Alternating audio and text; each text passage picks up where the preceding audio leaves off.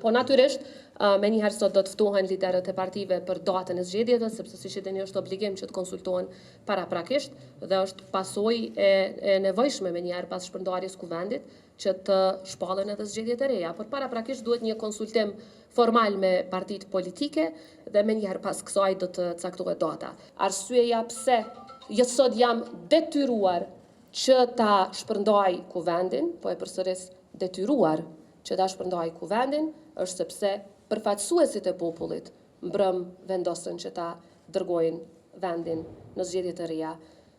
Në fund i bëj thirrje gjykatës kushtetuese që ta trajtoj çdo çështje që ka të bëj me që mund të paraqitet edhe në të ardhmen rreth kësaj teme me urgjencë, duke e ditur se sa të rëndësishme janë qartësitë kushtetuese, duke mos lejuar asesi që qëllimet për zvarritje të dominojnë mbi interesin e Republikës së Kosovës dhe në asnjë moment mos lejojnë asnjë presion i cili do të mund ta ndryshonte interpretimin vetëm në përputhje me kushtetutën e Republikës së Kosovës. Si presidente e Republikës së Kosovës në asnjë moment, sikurse edhe në të kaluarën, as nuk kam ndërhyrë, as nuk do të ndërhyj dhe do ta mbroj çdo institucion të pavarur nga ndërhyrje që mund të tentohen për të ndryshuar një vendim që interpreton kushtetutën e Republikës së Kosovës. Pra, siç e thash, edhe në qoftë se dikush e dërgon këtë dekret në gjykatën kushtetuese, unë do të përballem qartë në mbrojtje të këtij akti, në mbrojtje të këtij dekreti, i cili është detyrim. Mos nxjerrja e këtij dekreti mua do të më vendoste në shkelje të qartë të kushtetutës së Republikës së Kosovës dhe këtë nuk e kam ndërmend ta bëj. Kuvendi i Republikës së Kosovës ka dështuar të përmbush një nga obligimet e tij themelore kushtetuese. Kushtetuta nuk është shkruar për interpretime që relativizojnë peshën e saj.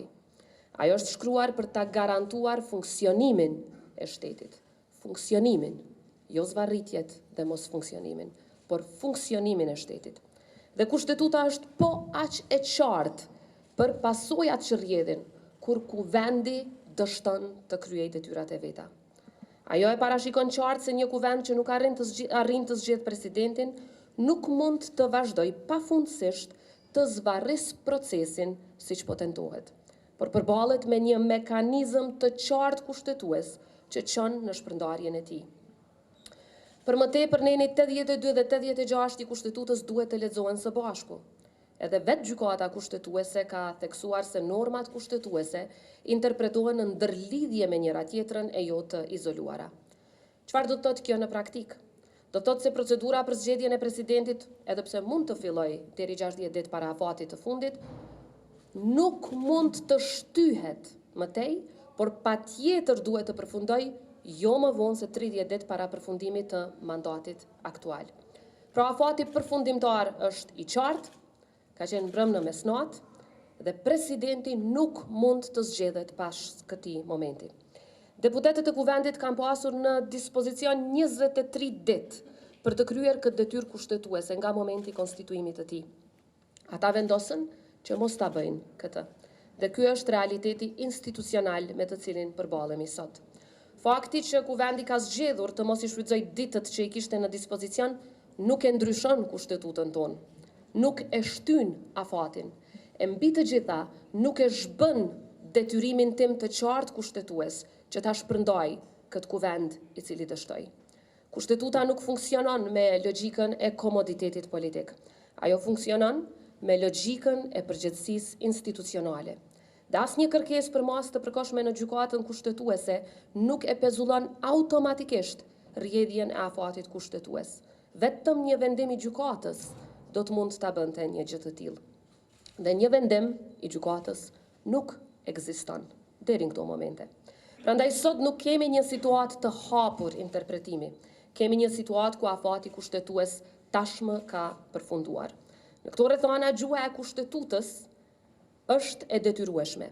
Neni 82 nuk thot se presidenti mund të zgjedhet deri 30 ditë para afatit. Thot duhet